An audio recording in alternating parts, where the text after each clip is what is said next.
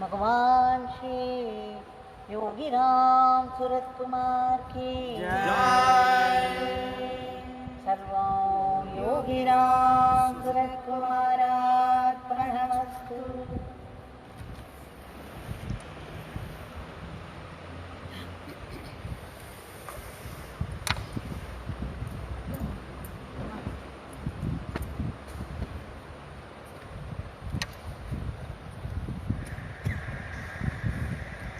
This today's twilight evening, what we call Sandhyakar. We have had a cleansing bath. It's a holy bath, a bath in Nama Sankirtan. It cleanses our body, mind, intellect, and the ego. But it's important that we sit together and sing the name.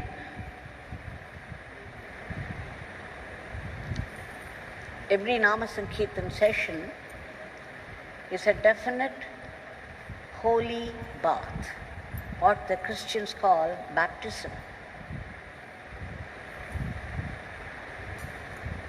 A huge divine Shakti rises out of it to cleanse both the physical and the mental, the intellectual and the spiritual levels of the being.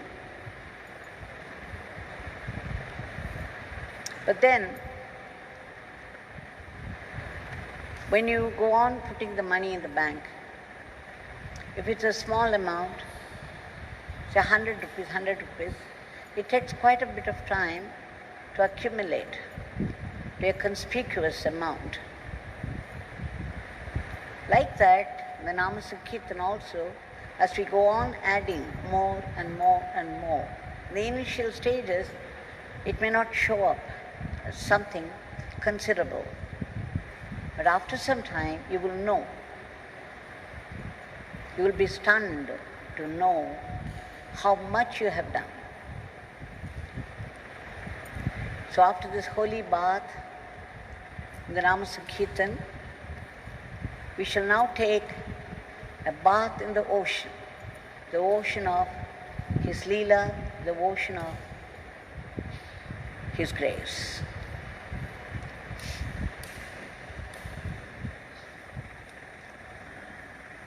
The devotees of Bhagwan Yogi Ramsuratkumar, many of us know very well Sri Venkatramani Guruji of Arakkuda.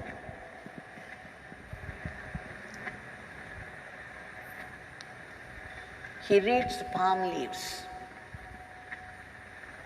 as ordained by Shikaka Bhujanda Maharishi. Shikaka Bhujanda Maharishi told him that he would go into him, he would inspire him to do the reading the way it should be. His son, Sri Shankarji, several years back, was just finished his college, not very serious about any profession, the least of all his father's.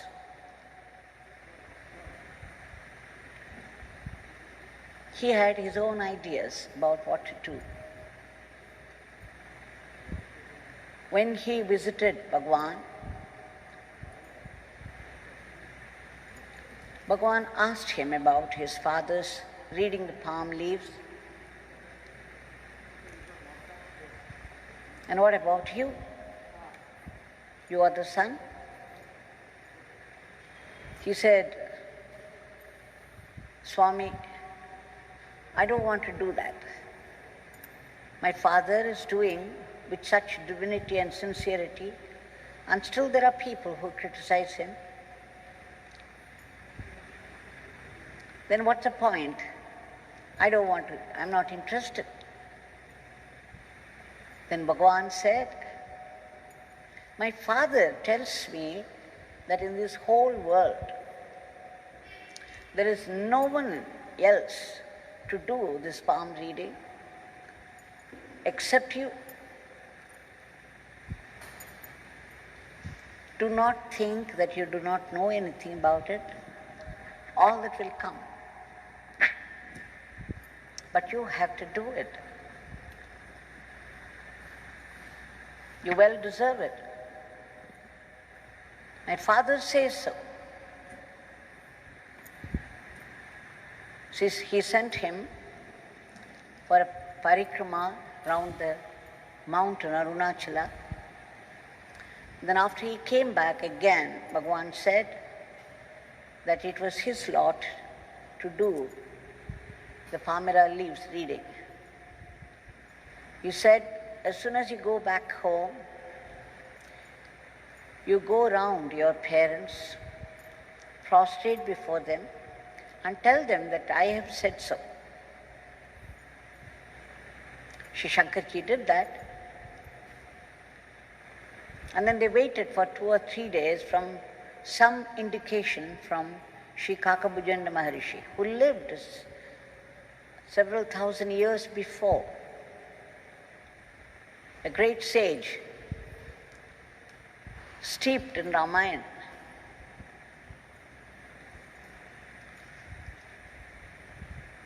He had lived in the times of Ramayana. These palmyra leaves, they tell you the great, great sages of those times, whatever they came to know about people, the forecasts of lives of people as predicted by them. And it takes a special eye to see and read them out. It's not easy for everyone.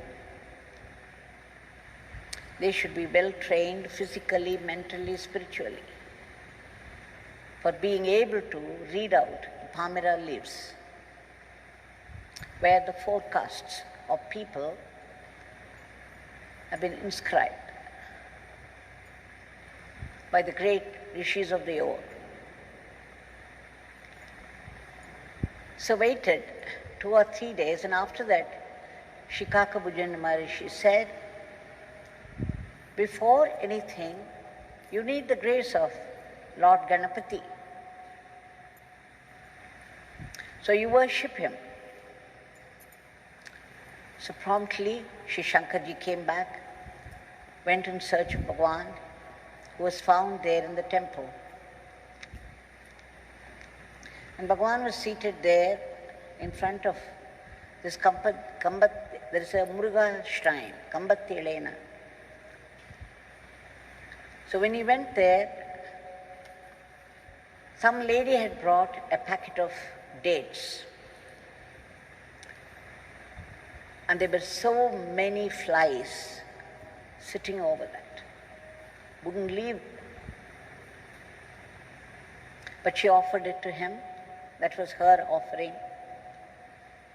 And then Bhagwan just looked at Shankarji, asked him to come near, and offered these dates. He took one or two. Even while taking, he thought they were flies ridden. One would not take such things from the roadside. This poor lady, that's all the money she had, and she had bought it. And Bhagwan accepted. Now Bhagwan looked at him, smiled. He saw only one or two being taken by Shankarji. And then he said, you have to finish the whole lot. You have to finish the entire packet. So what more can Shankarji say once the command had come? And after that, Bhagwan took him to Sanadi Street House. Now once before, the first time when he had come and Bhagwan talked about reading out the Palmyra leaves, Shankarji said that he was not interested and that people would criticize.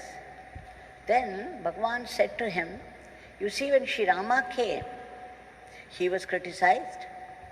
When Sri Krishna walked the earth, he was criticized. They criticized Mahatma Gandhi, who lived in truth.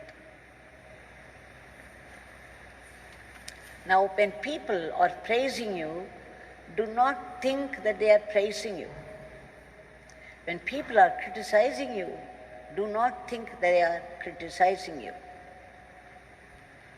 You just do your duty, just as Krishna said to Arjuna. You do your duty, do not bother about the results. This was the advice given by Bhagwan to Sri Shankarji. This is the advice for all of us. All of us have got our duties to do.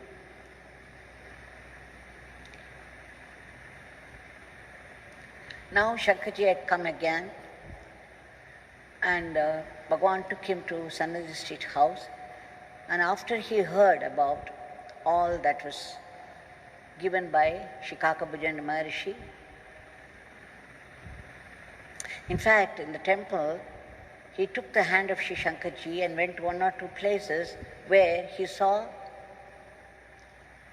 a crow near, in two places, and he said, oh, Shikakabhujana Maharishi is here. And then he took him to Sanadi Street House. Bhagwan gave him the Moola Mantra and taught him how to do japa, and blessed him nicely, saying that he would find fulfillment in that. The fulfillment will come out of this japa. It's Bhagwan who initiated him into this Palmyra reading.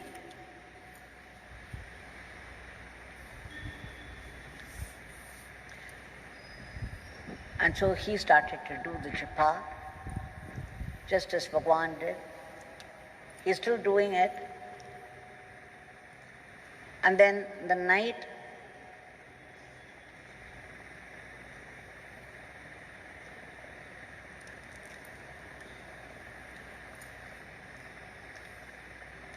now,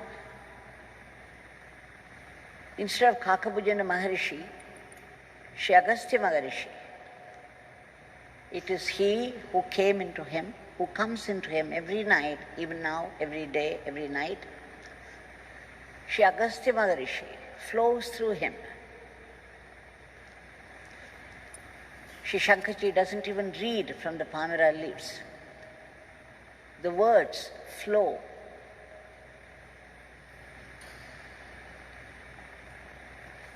they cascade from his lips in the night.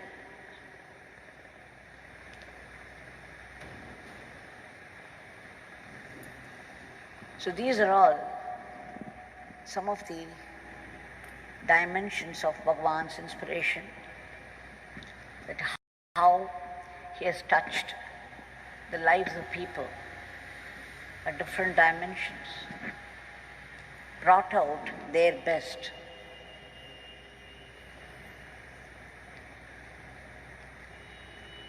Now we shall shift the scene to Sannadhi Street again.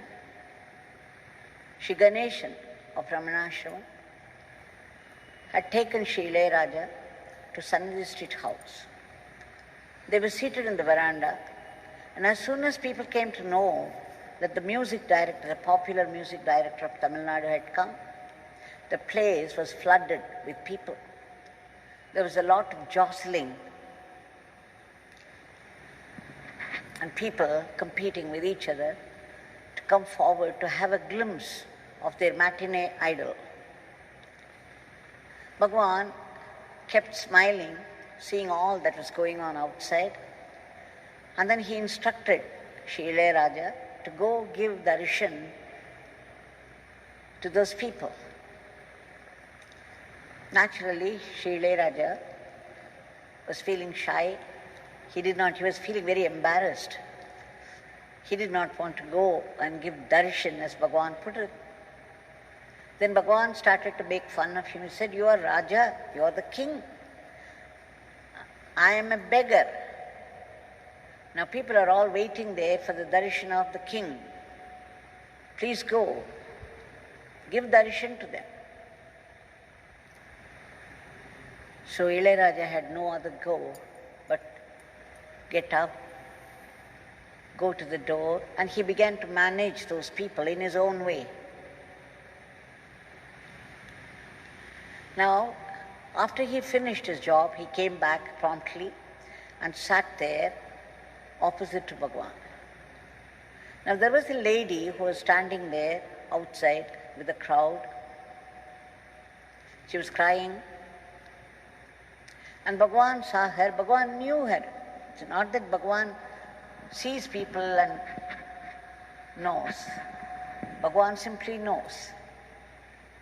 He doesn't have to see.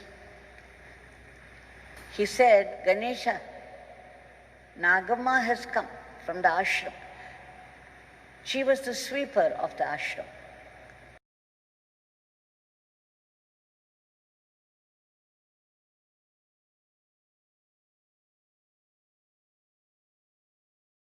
So Bhagwan, at the time Shri Ganeshana was running the ashram. He was doing administration. "Ganesha, go, ask that Nagamma to come inside." So the president of the ashram was sent to call the sweeper of the ashram. And Nagamma was very hesitant, very shy. She was thinking all those big ayahs, VIP ayahs are there. How can I go in? But then Ganeshana took her hand and brought her inside. And Bhagwan made Nagamma sit next to Shri Ilayaraja. Of course, as soon as she came in, she was crying, and Bhagwan asked her what she wanted. And she said, "There are so many problems in the house, so much suffering." And Bhagwan declared, "All your sufferings will go. My father blesses you. Now you can go sit next to him." He pointed a seat next to Ilayaraja. So on the one side was Ilayaraja, on the other side was the president of the ashram, and in the middle was the sweeper of the ashram. Now the scene strangely reminded Shri Ganeshana of something that he had heard from Balram Reddy in the days of Shri Raman Maharishi. I believe once Balram Reddy was talking about Ramayana, and in the court of the King Rama, the kings and the common people were together. There was no difference at all. That was Ramarajya. So they were all seated equally, and there was no difference. So when he heard it, when Balram Reddy was describing it, and Shri Ganeshana was listening to him, and both of them entered the meditation hall of Ramanashram where Sri Ramana Bhagavan was seated already. So they encountered, as soon as they entered, they encountered a scene in front of them. Some kings from some stans. There were many states and kings. It was British Raj in those days. So 2 or 3 kings had come to have darshan of Ramana Bhagavan, and they were seated there. And next to a king was seated the sweeper, the then sweeper of the ashram. And as soon as Shri Ganeshana saw this, he was wondering, what a coincidence. Just now Balram Reddy was saying that Lord Rama, the court of Lord Rama, had seen kings and the commoners together.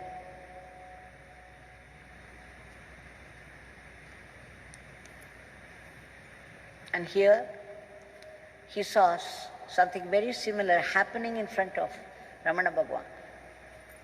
And now, after several years, when he was seated there with Nagama, the then sweeper of Ramanashram, seated next to him, next to Shri Ilayaraja, Bhagavan had called him king. I am a beggar, you are the king. And now Nagama was seated next to the king. On this side, Shri Ganeshana was seated. And he knew that it was all the one divinity. Wherever the true divinity lives, the same scene will be repeated. What a beautiful story. He also had said that sometimes, in those days, the Dakshinamurti temple, today it's been renovated and there are pujas every day and it's crowded. But in those days, even when I visited in the late 80s, it was still dilapidated. Even the murti was broken and there was darkness inside in the evening. After the evening, it's sometimes even the thieves would come and stay there, and mostly beggars. I believe in those days, Yogi used to be seated there in the Dakshinamurti temple. And Ganeshan's mother would be returning from Ramanashram, and she would be seeing Bhagavan seated there in the Dakshinamurti temple, the dilapidated Dakshinamurti temple, and she would feel such devotion for him. She would want to go near him, but then she was hesitant, she was shy, so she would go away straight to her place, and then she would send her daughter, Shri Ganeshan's sister, Lakshmi, to Swami, to Yogi Ramsuratkumar Bhagavan, requesting him to come home and take food. And Lakshmi would promptly take Swami with her, and then Ganeshan's mother would receive him with due respect, take him inside and spread a banana leaf and serve the food of the day. Bhagavan had taken food. So in those days, Ganeshan says, in those days it was very rare that Bhagavan had a meal at all.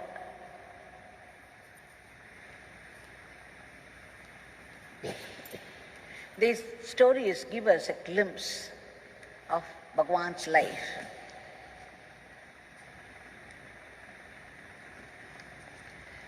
He also described two incidents.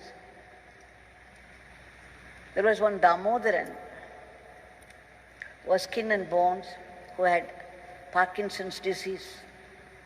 So he would be trembling, his hands would be trembling. But whenever he came, Bhagavan would get up, go inside, and bring an apple. He never failed to bring an apple and then drop it into his hands as prasad. After watching it quite a few times, Ganeshan asked Bhagavan, "Why, Swami, you are taking the trouble every time you bring an apple from inside? What is so special about him?" "Oh, Ganesha, in those days when this beggar was wandering in the streets, his stall, he was running a tea stall, it was behind the Pegopuram. He would give me tea." Shri Ganeshan understood that probably he was giving tea every day to Bhagavan. And Bhagavan was so grateful that every time he came, he honored him with an apple. Bhagavan read his mind and said, "No, Ganesha, he had given me tea 3 times in all those years." So that is our Bhagwan Yogi Ramsuratkumar. And he also described another incident when he and Anuradha Amma were there. Bhagavan was seated with them in the temple. A lady, an old lady, came with a vessel. She came with a vessel closed with the lid, and then she came and cried to Bhagavan. And of course, she seemed very familiar. Bhagavan was familiar to her also. And then she said, "Swami, there's so much suffering at home. My husband is beating me all the time. I'm unable to bear it anymore." Then Bhagavan assured her that her sufferings would soon come to an end. And then she said, "Swami, I brought some food for you, specially for you." Bhagavan was all eagerness. He said, "Is it? Okay, this beggar will have it." And then she opened the tiffin box. There was such terrible smell, which Ganeshan and Anuradha could not bear. But then Bhagavan, they looked at Bhagavan, and Bhagavan was still there with both hands raised, cupped. He cupped his hand, and then he took the gruel that she had brought with such bad smell. He drank it up with such love.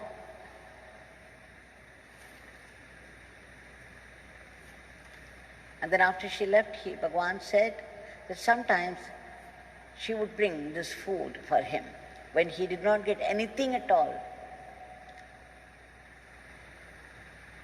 For Bhagavan, if he got food, sumptuous food to eat, it was Father's grace. If he did not get anything at all to eat for 3 days, 4 days, by Father's grace, Devaki, this beggar did not get anything to eat. This is the way he described it to me. Then I asked him how he survived his body. He said, after 3 days, sometimes Father would manage to give a cup of tea, so this beggar could survive. All Father's grace, Devaki. So you see, if he got something, it was Father's grace. If he didn't get anything at all, it was still Father's grace. For him, everything was only Father's grace.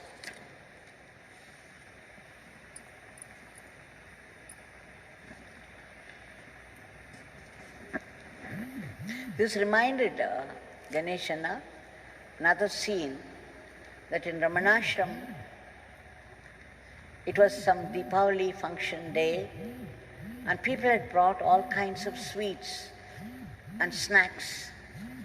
there was going to be a feast. So people were all waiting for lunch for Ramana Bhagwan to come and join them. But Ramana Bhagwan, right from morning time, he was just looking towards a doorway, as though he was awaiting somebody.